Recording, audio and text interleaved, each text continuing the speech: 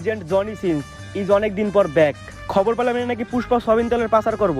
এইবার আমার পুষ্পারে হাতে নাতে ধরতেই হইব। ওই যে মনে হয় পুষ্পা কলিকাতা হারবাল জানি রে খালি কর। মালটা একদম এক নাম্বার।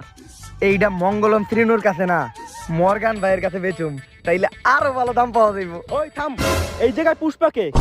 পুষ্পা না, পুষ্পা ভাও। তুই তাহলে পুষ্পা যে সবিন তেলে স্মাগলিং করস, তোর উপরে ইনকাউন্টারের অর্ডার আছে। তাইলে এই তেল কার? তাইলে তেল তো তোগো না। না, তাইলে তেলটা আমি লয়ে গেলাম। তোরা কেন আইছস?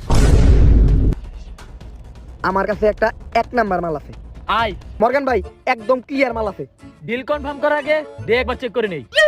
বস তাহলে আপনি একটু টেস্টও করে দেখেন। টেস্ট ঠিক আছে, ডিল কনফার্ম। পুষ্পা ভাও, পাক্কা 25 কোটি টাকার তেল আছে এখানে। আপনি তেলগুলা নেন আর টেকের ব্যাগটা মারি দেন, আমি টেকগুলা করে দিয়ে দিতেছি। মা, এটা তো তেল না।